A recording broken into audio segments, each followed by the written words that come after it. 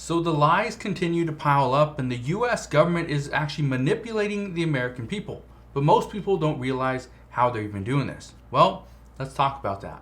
Because for over a year, government officials have told us that our economy is doing quite well. Everything is just great. Don't worry. But when you look at the job market, there's still 10 million open positions. When you look at the stock market, it is completely plummeting. When you look at Americans' bank accounts, the balances are trending in the wrong direction. They're going down. People don't have the kind of money that they used to have just a year ago. And let me know if you're different, if your balances, your savings accounts are going up and your debts are going down. Because recently, that's not what's happening. According to recent reports, credit card balances have spiked to a record $841 billion, which is roughly 20% of a jump in one single month. That's insane. Now, a lot of these issues that we continue to face are caused by inflation and the US still slowly coming out of the pandemic.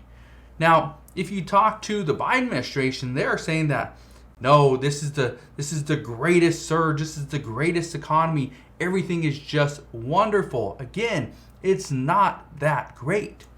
But there are some lies that continue to pile up, and the US government continues to manipulate the American people as a result. And I want to explain what's going on here, because I bet most people are not fully aware of what's happening.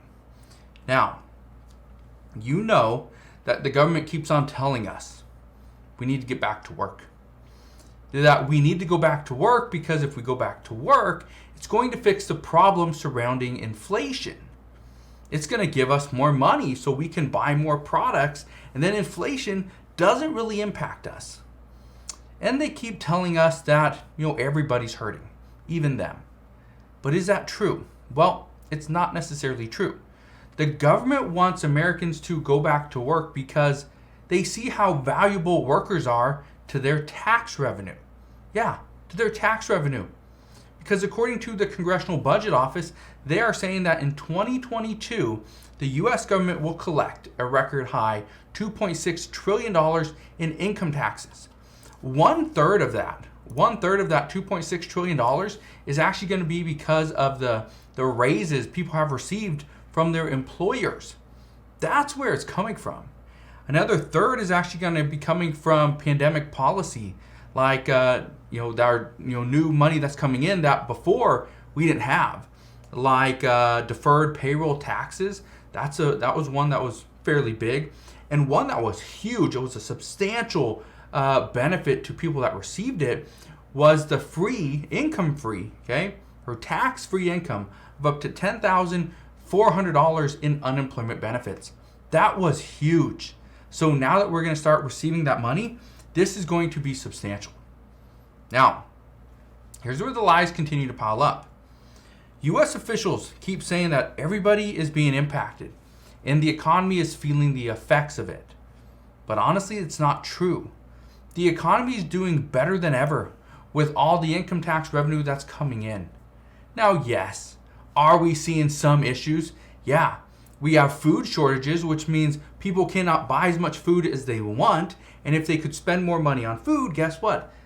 The United States is going to receive more in taxes, in tax revenue.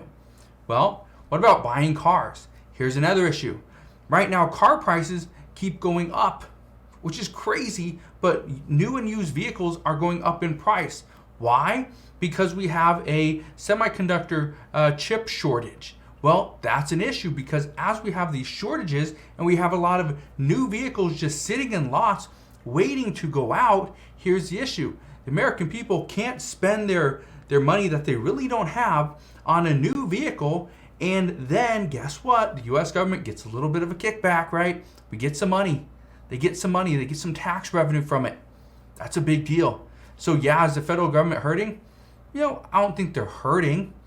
I think the U.S. government could be making more money, but at the same time, they're not, simply because of the issues we're currently facing. So in that sense, I guess, but you'd have to really stretch that to make it fit. So that's one of the things that we are seeing. Now, the American people, these are the ones that are suffering. We continue to pay record prices for food and for gasoline.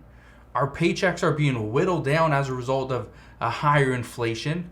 And just the other day, the Treasury Secretary Janet Yellen, she said that she believes that high inflation will stay locked in for the rest of 2022.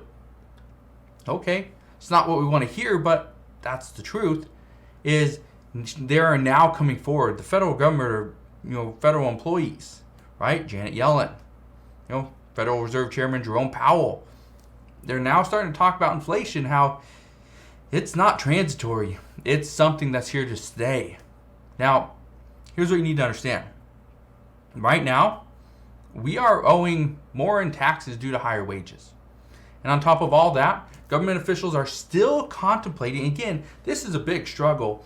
Government officials are still contemplating going after corporations and wealthier individuals to make them pay more in taxes. How's that?